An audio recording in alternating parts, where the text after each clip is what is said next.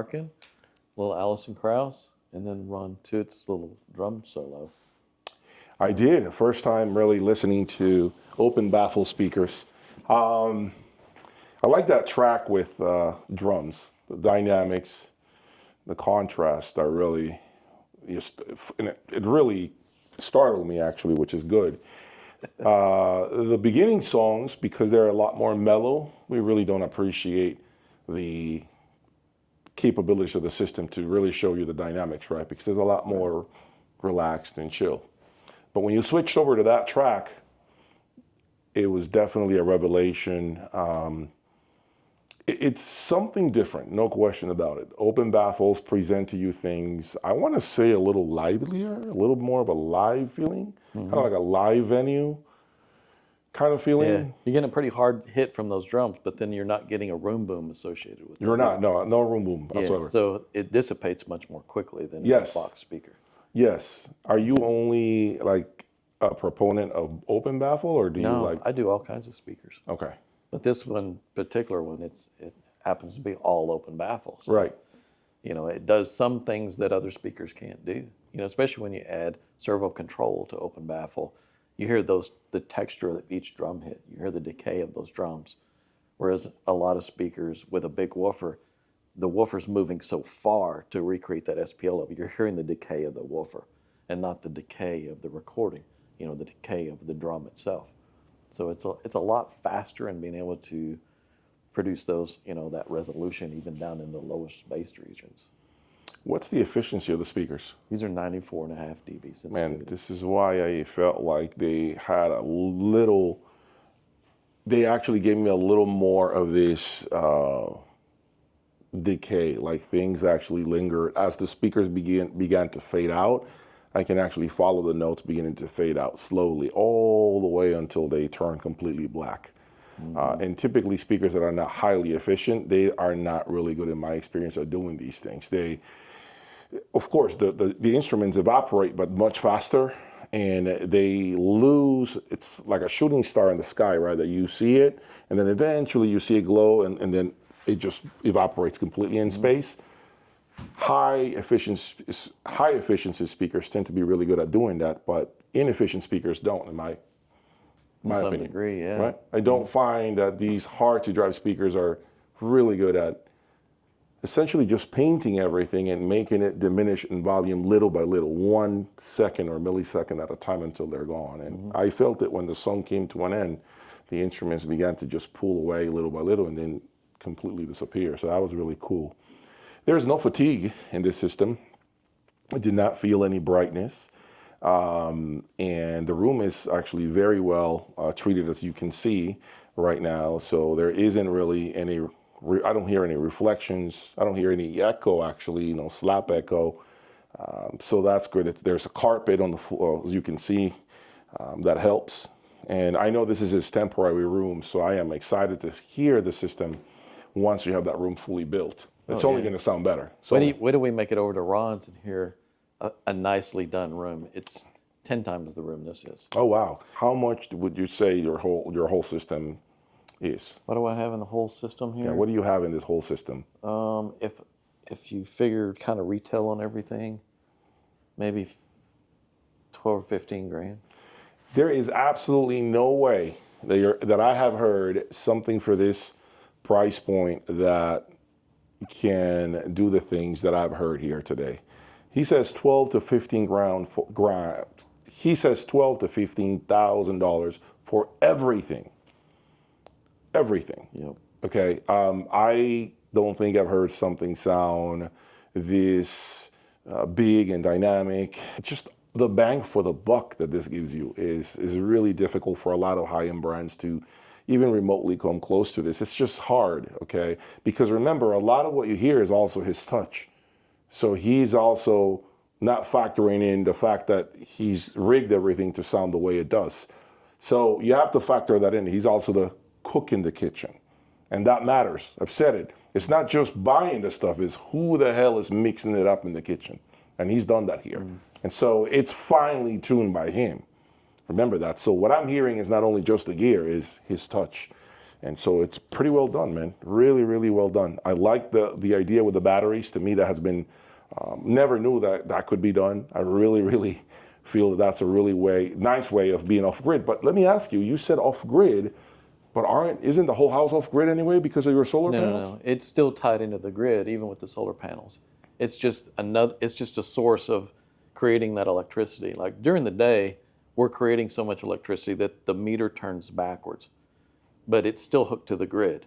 And then at night, of course, we don't have any sunshine, so now we're drawing power from the grid. So we're always hooked to the grid. Just think of it as a power source, or like you've got a generator running on your property. Right. And while it's running, it's generating power, but it's not disconnected from the grid. We're still tied into the grid. They're having to buy back my excess power that I generate, and then at night I'm having to buy power from them, so it kind of evens out.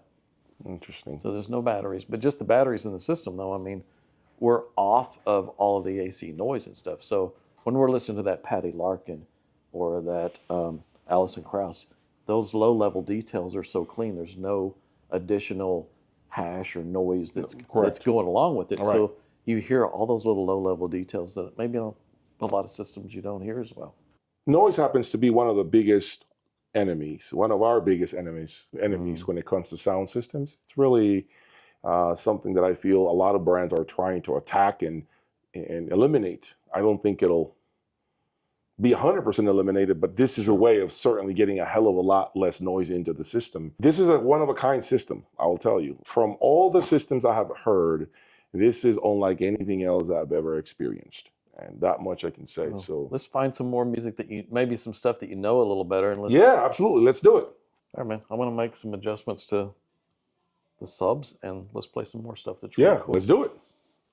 What are you doing now? I'm going to pull this back a couple of clicks.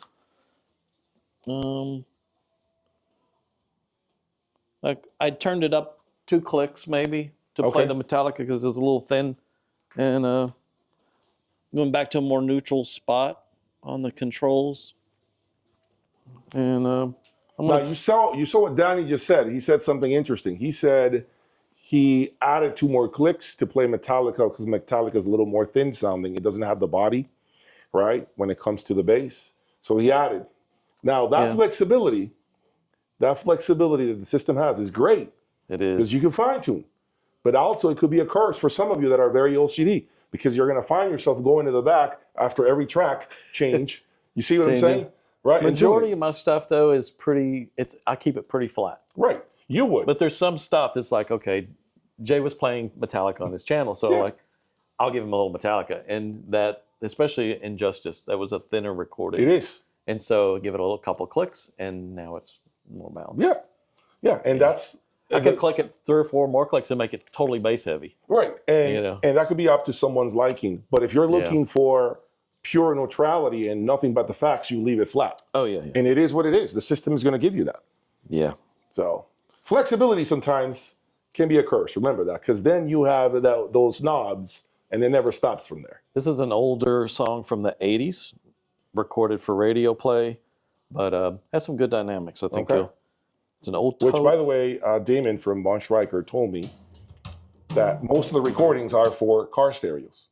Most of the recordings are very mid-range focused. Yeah. And so oftentimes people overlook the fact that a lot of what we hear is not really mastered for high-level sound systems. Yeah. This one is not. This is an old song from Toto. Okay. Yeah. I know which one it is now. I just heard the beginning. Yeah, of course. Probably. How many times have you heard that on my channel? Yeah, about a dozen times. About a million times, actually.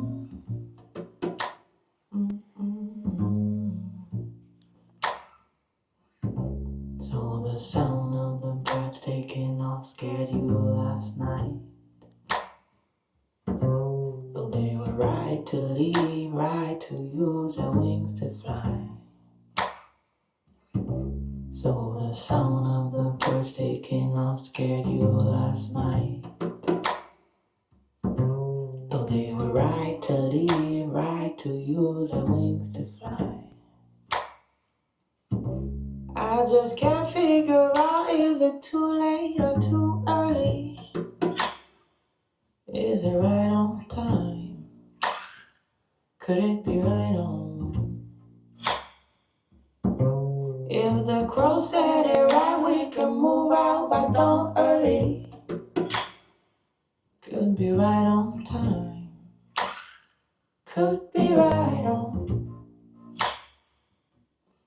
So the I didn't find it edgy. Not that this song has ever been edgy, but it's not forward sounding. It's not really in your face. Again, the system, the tonality of the system is it's very smooth. Okay, it's not analytical whatsoever. You're not going to find that in this system. You're not going to be running out of the room because you crank it up at all. It's a very like easy to listen to, relaxed type of sound. So yeah, it's very balanced, man. Great bass.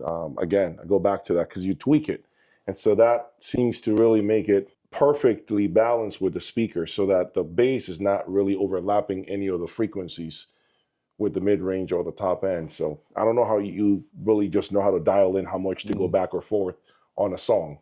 So that's I couldn't do it. I got to listen to the song the way it comes because I don't have the knowledge to know how much to add or take out with the next song, if that makes sense. Well, sometimes I cheat. What do you mean you cheat now? So every speaker I set up in here, I'll take a room measurement of that speaker and see where it's rolling off, and I'll bring the subs up so that I create this perfectly flat response. And then I'll take a picture of the settings on the sub so that I know with this speaker, with this amplifier, with this chip amp, that these settings need to be at this location for it to be a flat response. And then if I need to tweak it, I can go in and I can, like Metallica, we added a couple of clicks, add a little more volume there, and if something's a little bass heavy, well, I could take a little out to compensate. But for the most part, it's like we're within 2 or 3 dB in an in-room response and flat down to 20 hertz. We don't even have a roll-off at 20. We're flat down into the teens. So yeah, I'll take a little room measurement. That's cheating, man. That's cheating, man. You're cheating here. You're cheating my audience, man. Damn, I don't do, in my room, haven't really taken a measurement. I don't know if I'm ready for the disappointment. That's why. But it can be for a lot of people. They think, oh, I've got this just right, and they look at the response, and at the lower end, it may be a little like this. Whereas we're flat. Like, that's kind of tough to achieve. And so right now, the way you have the system, you're saying it's flat. You're saying... Yeah, it's pretty flat within 2 or 3 dB from end to end, all the way. Yeah, for a room response, especially for something I've just thrown together in here for like stuff I take to a show, it's pretty flat. So when did you take those measurements that you showed me? Probably about a year ago. And the speakers have not moved since? Have been in the same spot? No, they're the same spot.